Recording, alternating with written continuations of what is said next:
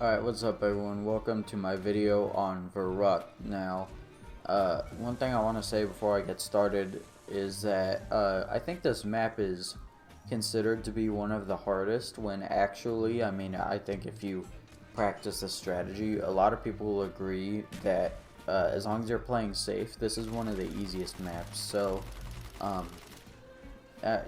forget everything you've heard about, this is the you can't train in here, this map's too hard, just give it a shot. It's not too bad. For your strategy, you want to keep the stairs right next to mule kick closed, and then also, if you're going to be, if you want to play a faster strategy for your early rounds, you can keep the door right next to speed cola closed too. And then actually, in that speed cola room, you're mostly just going to be using the ray gun, and then have some kind of gun like a RPK or like the HK, something with like a lot of ammo in it, so that if you get an insta kill you can really utilize it pretty good. When you're standing in this speed cola room with that door shut behind you, there's only going to be 2 windows that zombies will spawn from in there, so it's actually pretty fast. And up to about round 30 you could get away with just shooting the ray gun at zombies as soon as they spawn. That'll work pretty good, except for like after 30 you're probably going to want to get the entire horde together before you start shooting the ray gun, otherwise you're going to get overwhelmed. Best way to do this horde up is to just start by boarding the window like you can see me doing, and then also there's this thing where you go back and forth, you go forward, backward, over and over and over again, so that you're boarding windows quickly, but also they can't hit you. And then once the zombies from the other window start coming to you, you want to make your way all the way around the wall, and then by that point you could just make these little cutbacks over and over, and then you should have the whole horde behind you. Then ideally you want to shoot the ray gun like as close to the middle of the horde as possible, and also it's really convenient like if you shoot at the floor as the zombies are walking between a doorway or something like that. The splash damage seems to work pretty, the splash damage is easier to hit more whenever you're there.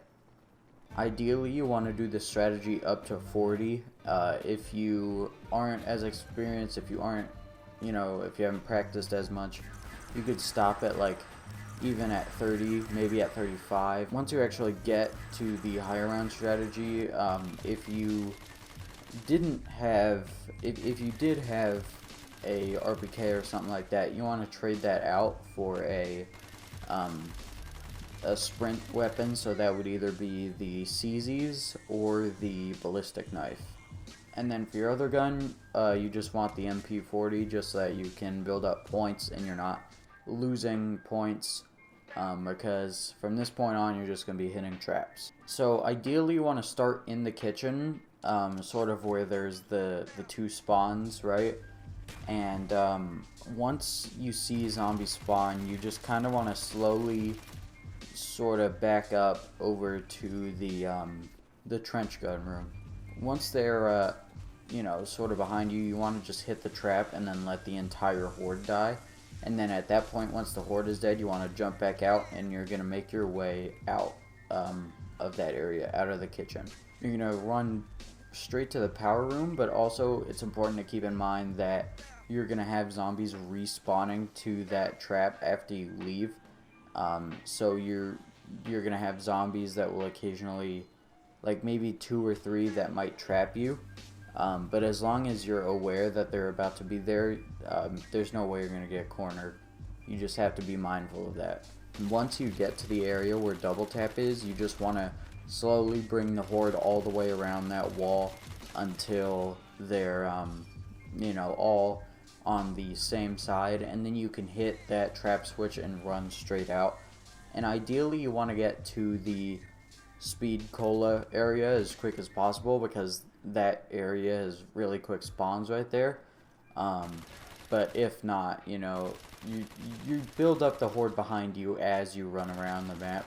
That's just kind of how this strategy goes. By the time you get back to speed cola, you just repeat what you did before. So kind of hoard up a little bit whenever you're at the kitchen, but mainly you're just going to hit the trap, and then once all the zombies have fully died to it, run back out.